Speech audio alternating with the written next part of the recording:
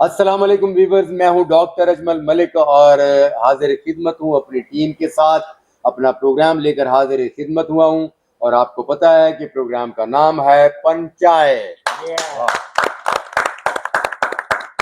जनाबे वाला, आज की जो पंचायत है हमारे फनकारों की, उस पंचायत में सुपरस्टार गुलफाम खान साहब भी मौजूद हैं, वसीम पुन्नू भी मौजूद हैं, रजी खान भी मौजूद है, सरफराज जिक्की भी मौजूद है। हमारे आज के दौर का जो सुपर हिट ड्रामा है नूरजहां, उसकी नूरजहां आफरीन परी जी भी मौजूद है, जारा खान भी मौजूद है और सोहेल मलिक भी मौजूद है, बाबर भी मौजूद है। बड़ा तो चलते हैं असल तरफ। और इशू जो है वो पाकिस्तान और हिंदुस्तान की वॉर का है। पाकिस्तान और हिंदुस्तान के दरमियान ये जो जंग छिड़ी हुई है, कभी उधर से तैयारे आ रहे हैं, तबाह हो रहे हैं, और कभी उधर से वो मिसाइल आ रहा है और वो रास्ते में जाया हो रहा है, और कोई यहाँ वतन पाकिस्तान में आकर जाया हो रहा है। ये इशू पूरी दुनिया में इस वक्त वायरल है। पाकिस्तान और हिंदुस्तान की जंग किस बात पर है, क्यों है, रहना सहना एक जैसा है, सकाफत दोनों मुल्कों की एक जैसी है, और 50-60 साल पीछे चले जाएं तो रिश्तेदारियां भी हैं और कुर्बतें भी हैं। मौसीकी हम उनकी सुनते हैं, वो हमारी सुनते हैं। मूवीज हम उनकी देखते हैं, वो हमारी देखते हैं। हम उनके फनकारों की कदर करते हैं, वो हमारे फनकारों की कदर करते हैं। तो वो जो चंद लोग जो ऊपर सियासत की सीटों पर विराजमान हैं, वो क्या चाहते हैं? वो क्यों इस मुल्क और उस मुल्क की आवाम को एक दूसरे से जुदा करना चाहते हैं, एक दूसरे को तोड़ना चाहते हैं? कश्मीर का मसला भी सरे फहरिस्त है। कश्मीर भी हिंदुस्तान की आवाम नहीं चाहती कि निहत्ते कश्मीरियों पर जुल्म और कश्मीर पाकिस्तान का हिस्सा ना बने, मकबूजा कश्मीर। मगर वो चंद लोग जो वहाँ कुर्सियों पर विराजमान है, वो अपनी सियासत चमकाने के लिए कुछ भी कर सकते हैं। तो सबसे पहले चलते हैं गुलफाम भाई की तरफ। वाह वाह गुलफाम साहब देख लो हुण किस नैज ते पहुंच गया काम कि जंगल टुर पई गल। असल च गल है जी कि हर मजहब जड़ा ना जी वो इंसानियत का दर्स दिंदा है। बेशक, नो डाउट कि इंसान जड़ा ते जिथे इंसान और इंसानियत उस्ताद जी आ जाएंगे ना, उत्थे बड़ा सोच समझ के कदम चुकना चाहिए। पहली गल तो है वे, ते दूसरी गल है कि हुण वो जमाना नहीं हैगा जंगा वाला जमाना, तरक्की का जमाना है। ठीक है ना जी। तो मेरा ख्याल है कि इंडिया को सोचना चाहिए, अपनी ध्यान करना, अपने ध्यान करन। 1 अरब तो ज्यादा आबादी है पहले ही। हाँ जी, हाँ जी, गुरबत है, भूखे जी, बिल्कुल बिल्कुल। वो पहली जंग अपने जेडे मुल्क दी वो लड़न ना जी, अपनी आवाम नू खुशहाल करन। ठीक है जी। उस तो बाद फिर ते साडी जिथे तक आवाम दा तल्लक है, ते साडी आवाम ते तुहानू पता है वो अपने कम्मां कारां च लगी, उन्हां नू पता ही नहीं भी हो की रहा है, क्योंकि ना डर कौम है, नडर कौम, जी जी, खौफ नहीं है, खौफ उन्होंने बिल्कुल नहीं है। ते अवाम है, अवाम दी जिहड़ी फौज है ते वो तो तुहानू पता है पूरी दुनिया दे विच 1 नंबर ते। बेशक, वाह वाह वाह, ठीक है। ते असीं ये नहीं चाहते कि इंसानियत दी तजलील होवे। क्या बात। ते लिहाजा परहेज करो, एक बारी फिर कहने हैं परहेज करो। हाँ, बहुत अच्छे, बहुत खूब, बहुत खूब। जी ख़वातीन और हज़रात, आपने एक फनकार के दिल की आवाज सुनी है। ये फनकार का बयान नहीं, बयान सियासतदान का होता है। फनकार की जो होती है हमेशा वो दिल की आवाज होती है, और गुलफाम ने अपनी जो दिल की आवाज कही है वो आपके दिल को जरूर लगी होगी। अब हम चलते हैं आफरीन परी जी की तरफ। अच्छा, मैं ये कहना चाहूंगी कि देखिए बड़ी घटिया हरकत है मोदी की। उसकी वजह है कि जब भी इलेक्शन आता है ना डॉक्टर साहब, हाँ जी, वो ऐसी कोई ना कोई चीप हरकत करता है वोट लेने के लिए, सिर्फ वोट लेने के लिए, ताकि वो अगले आने वाले 5 साल लोगों पर जबरदस्ती मुसल्लत रह सके। ठीक है। और देखें उसका करैक्टर वहां पर वाज़ेह है। मुझे ये बताए कि आज तक हम इतनी ज्यादा मेजोरिटी मुसलमानों की इंडिया में मौजूद है, हाँ जी, इसने उनके लिए क्या किया आज तक? कुछ भी नहीं किया। मुसलमान पिस रहा है वहाँ। हाँ जी, ठीक है। वो क्या इनको वोट नहीं देते? क्या वो बिल्कुल वहाँ देते। का हिस्सा नहीं? क्या नहीं वो इंडियंस नहीं? क्या वो वहाँ के शहरी नहीं? क्या बिल्कुल उनका कोई हक नहीं? बिल्कुल। जब जो शख्स नेचर वाइज घटिया होता है ना, वो हमेशा कहते हैं नेचर के नॉट बी चेंज। वो change नहीं हो सकता। बिल्कुल तो सही। ये शख्स जब भी आता है पॉलिटिक्स खेलता है। इसने आज तक वोटों के लिए, सीट के लिए, कुर्सी एक ऐसी चीज है जिसके लिए वो इसने कई इंसानी जानें जाया कर दी। बात ये है कि एक दिन इंसान ने मरना है, अपना हिसाब देना। डरो उस दिन से कि जब तुम्हें अपना हिसाब देना होगा, तुम आग में झोंके जाओगे इंशाल्लाह। इंशाल्लाह। ठीक है। हाँ जी, क्योंकि उसकी वजह से हजारों लोग बेगुनाह मरेंगे। और रही बात हमारे मुल्क की, इतनी गयूर कौम, इतनी बहादुर कौम, ये बात, और वाह वाह वाह, अपनी कौम के नाम पर तालियां दी। उसकी वजह क्या है कि जंग का सुन के इतने सारे मीम्स देखे मैंने ये मोदी के, हंस हंस के हम लोग पागल हो गए। फिर हमने अपनी आवाम को देखा कि अभी देखिए ना, हम इस वक्त अपने काम पे मौजूद है। बेशक मतलब वो ये सारा मामला चल ही रहा है, लेकिन हम लोग इजी हैं।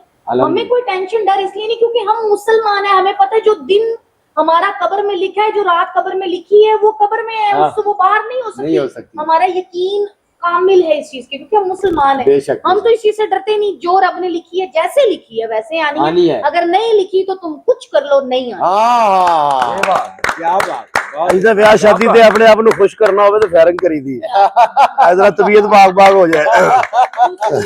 जी इन्होंने जो सा हमारे जो पहले तो एक जो बुज़दिलाना हरकत के इन्होंने रात के अंधेरे में जो अटैक्स किए, उसके जवाब में जो मुंह तोड़ जवाब दिया हमारी जो है पाक फौज ने, उनके लिए बहुत सारी बहुत सारी जो प्यारे गिराए।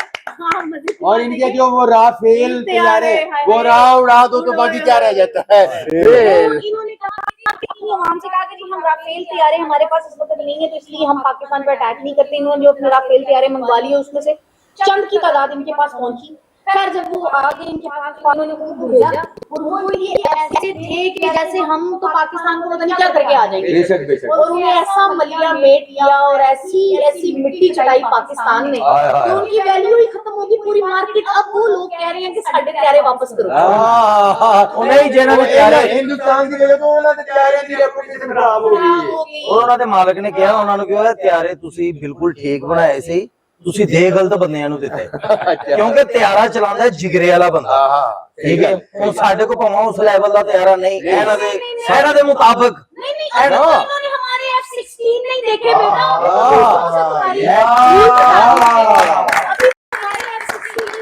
अभी तुमने नहीं देखा। अभी गौरी मिसाइल शाहीन मिसाइल ਉਹਦੇ ਬਾਅਦ ਦੀਆਂ ਗੱਲਾਂ ਹੱਲੇ ਜਿਹੜਾ ਸਾਡਾ ਜਵਾਨ ਹੈ ਨਾ, ਫੌਜੀ ਜਵਾਨ ਜਿਹੜਾ ਚਲਾਉਣ ਵਾਲਾ ਹੈ, ਉਹਦਾ ਜਿਗਰਾ ਸਭ ਤੋਂ ਪਹਿਲੀ ਗੱਲ ਤੇ ਸਾਡੇ ਕੋਲ ਈਮਾਨ ਦੀ ਤਾਕਤ। सुभान अल्लाह ਕਲਮੇ ਮੇਂ वाह ਕਹਾ। वाह ਠੀਕ ਹੈ, ਇਹ ਜਜ਼ਬੇ ਲੜਦੇ ਨੇ, ਜਾਦੀਆਂ ਅਸਲੇ ਜਾਂ ਤੋਪਾਂ ਛੋਪਾਂ ਨਹੀਂ ਲੜਦੀਆਂ, ਜਜ਼ਬੇ ਲੜਦੇ ਨੇ। ਤੇ ਉਹ ਆਪਣੇ ਦੁਨੀਆ ਨੂੰ ਪਤਾ ਪਾਕਿस्तान को जैसा जज्बा किसे को नहीं है क्या बात सो जाए। हम आपकी हिफाजत के लिए कंट्रोल लाइन पर, बॉर्डर्स पर, आपके मुल्क में, आपके घर में, आपके साथ हर जगह मौजूद हैं। हमें किसी चीज की किसी किस्म की कोई फिक्र है ही नहीं। और हम लोग वो बहादुर कौम है कि जब भी, हाँ सिर्फ ये कि हम किसी के साथ नाजायज क्या होती है कि शर्म आनी चाहिए। आप सिविलियंस पर अटैक कर रहे हैं, सिविलियंस पर अटैक नहीं होता। ठीक है, हमारी जो फौज है उसको औरत की, बच्चों की, बड़ों की, बुजुर्गों की इज्जत करना सिखाया जाता है। और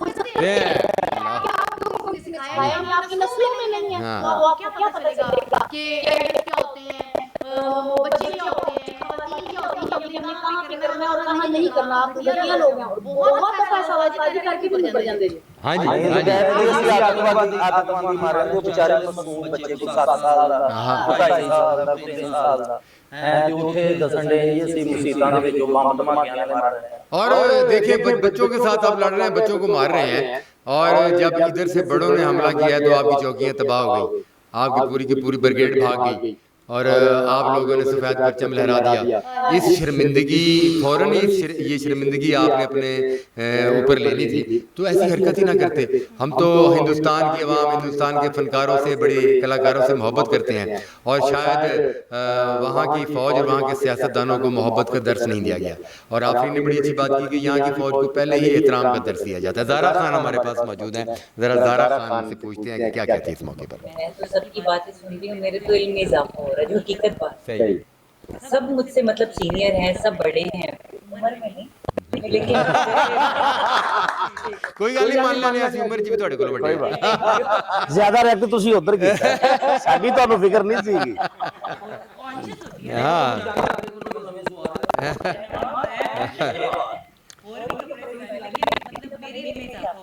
सही, क्या बात है, बहुत मेरे अच्छा पास ना इल्म नहीं है, लेकिन मुझे पता चल रहा है चीज़ों कि ये जो है ना, ये बड़ा जुल्म और ज्यादती हो रही है, और ये लोग धाड़ते शेर की तरह और भागते लोमड़ की तरह हैं।